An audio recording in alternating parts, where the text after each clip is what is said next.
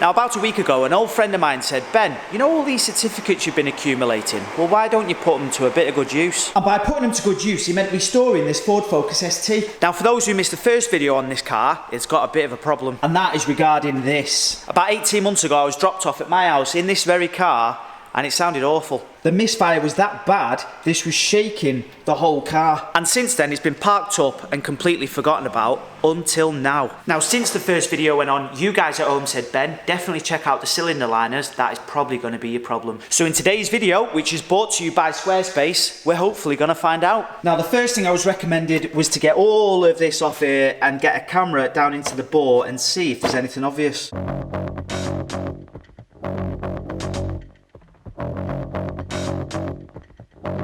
So with the intake pipe out the way, the engine cover out the way, I've pulled the coil packs out. They are numbered on the top, so I know exactly where they go back. Now on the face of it, they actually look okay, but who knows whether one is playing up or not. But now they are out the way, I'll be able to get the spark plugs out and hopefully get a camera down there to see what's going on.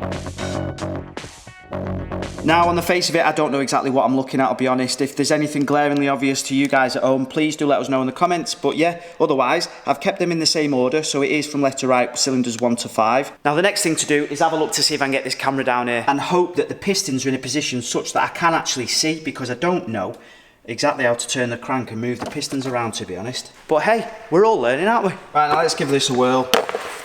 Have you ever seen a mechanic look that happy? I don't think so.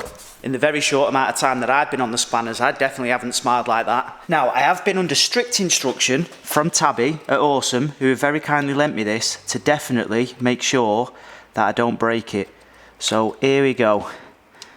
I've never done this before, so we're all learning together. Now, apparently, we have another button here somewhere that does the sides. Look at this!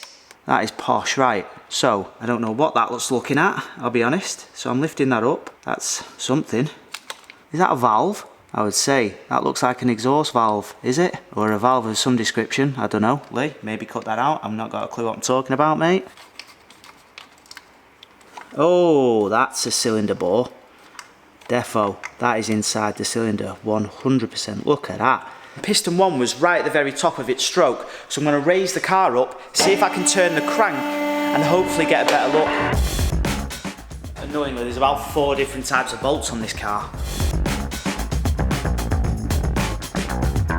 That was like 5 or 6 different bolt heads holding that under tray on. How annoying. This was never going to be nice and easy for me where I had the exact right tool for it. I can't seem to find a shallower socket. It's a 30mm socket. I've just got to try and get that on there. Is that enough to get that first piston down, do you reckon? Let's find out. So as you can see, I've moved the piston down a little bit now, and I've got the camera in looking at the top of the piston, and actually it looks a lot cleaner than it was before. That isn't too bad at all. So that's all 5 cylinders visually checked with a camera. I can't see anything obvious down there, so the next step is to try and do a compression test. But let's forget about that, because I want to tell you guys about today's sponsor.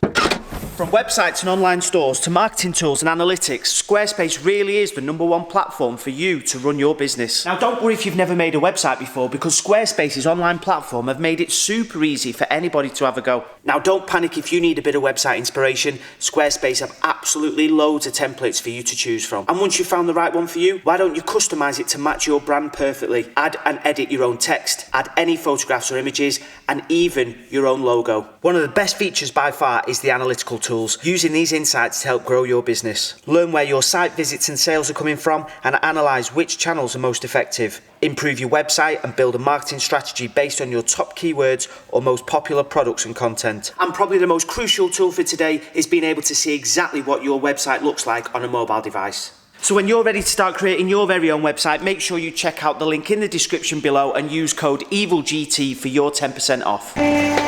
Now I have a bit of a confession to make. This is a different day and I do have somebody helping me. He's literally right there, but he doesn't want to be on camera, bless him. He's a very angry man. But for Lee, who is going to be editing this, you'll know exactly who this is. So we're all set up for the compression test. Cylinder 1, obviously the gauge is just there. Just need to jump it. It should be good to go. Right, Ash, who doesn't want to be on camera, hit it, mate.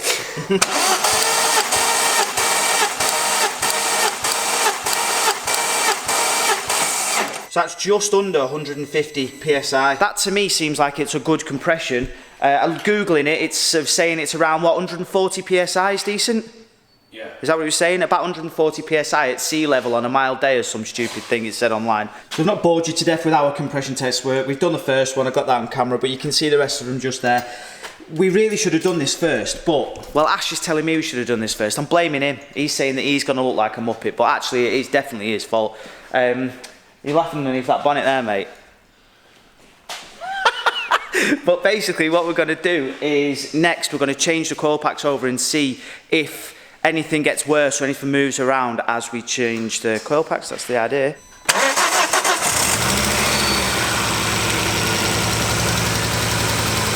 can definitely hear that it's misfiring.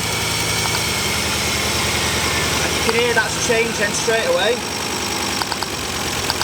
Same with 2. Same with 3, definitely. Same with 4.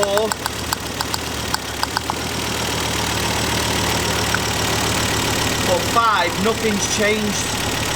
Which would probably tell us that this coil pack here is the issue, because obviously it's not running right now with all 4, with the first 4 being took out. That makes it even worse, but that stays exactly the same when we take this one out. So that tells us that it's probably the coil pack on cylinder 5 that's the issue. We'll move this number 5 to number 4, run it again, do the exact same test again and see if the fault then moves from 5 to 4. Got 4 in 5 and 5 in 4.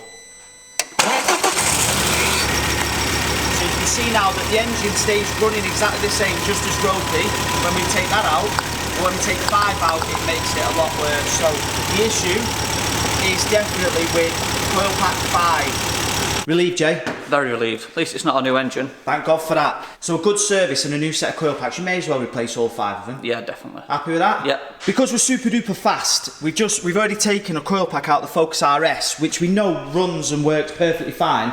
And we have literally just put it into the ST there. So as you can see, it doesn't have 5 on anymore, but that is the coil pack out of the RS. It should, in theory, run a lot better.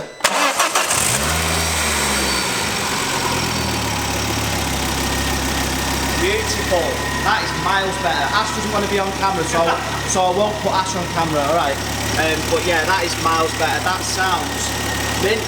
What about that? You happy with that?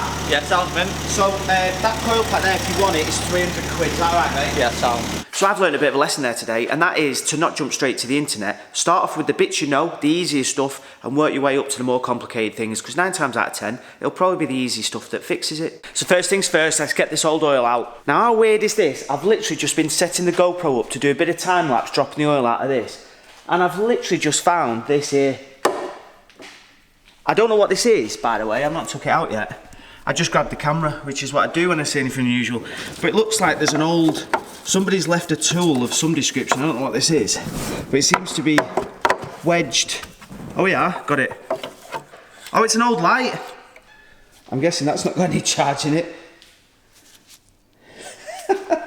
That's mad, that. It looks like a good one as well. Let us know in the comments if you've ever found tools underneath your car when you've come to work on them before. So whilst we wait for that last bit of old oil to drip out, I'm going to replace the faulty coil pack and the new spark plugs.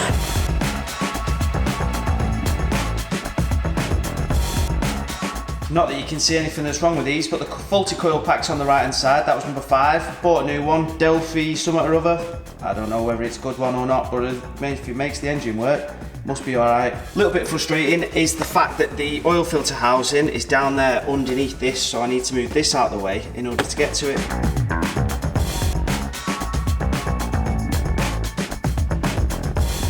There we go, clip back up. I put some new clips on because the ones that were there were knackered. There's a couple underneath here as well, they're spot on.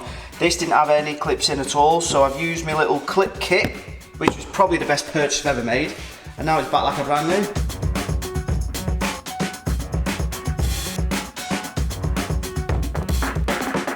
So we've got engine covers, pipe back on the turbo, intake into here, and then there's a weird little pipe that goes across here. I don't know exactly what, no, where does it go now? It goes from here somewhere, there's a pipe that goes over here from here, which is a really weird one. Oh, it goes like the scuttle panel, that's it. No idea what that's for, you guys at home can probably tell me.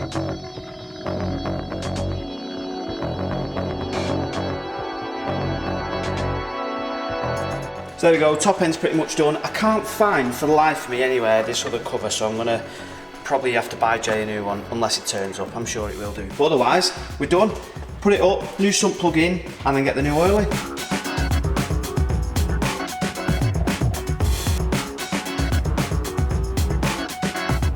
There we go, everything's done. New coil pack, new spark plugs, new oil. Let's see if she starts.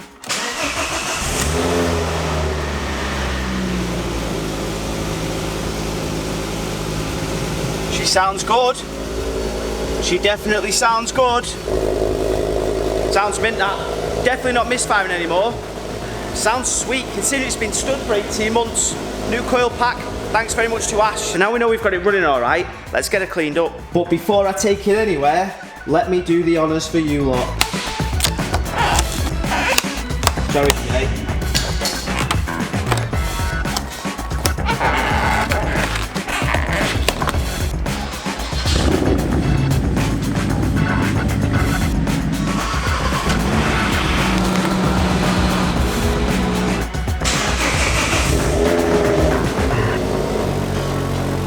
And now is the bit that I've been waiting for ages, and that's to give this car a good hose down. Now obviously you lot at home know we only use the best products here on Evo GT, and that is why we have got Wax and Aways products just here. First things first, citrus pre-wash. This will help to get rid of most of the green stuff.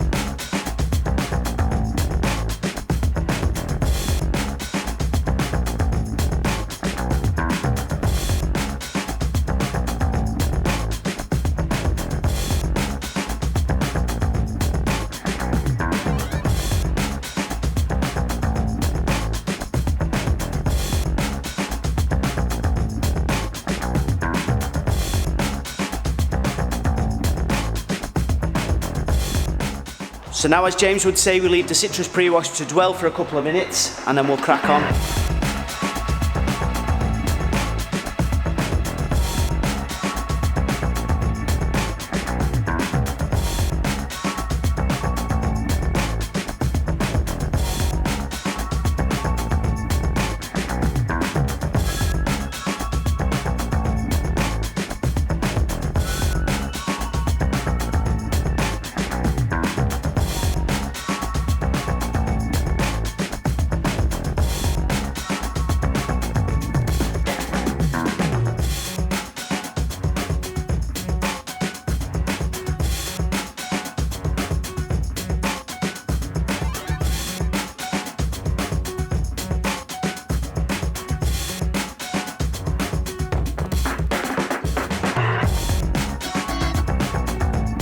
So there we go, citrus pre-wash done.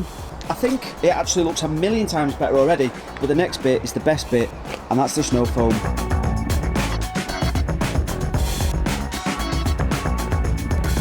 So whilst I let the snow foam work its magic, I'll tell you guys that the link is in the description for all the products that I've used on this car today. Use it code EvilGT10. Go get yourself some money off. Another thing I do just want to mention is I won't be cleaning these wheels because they're getting refurbished and they're absolutely knackered anyway.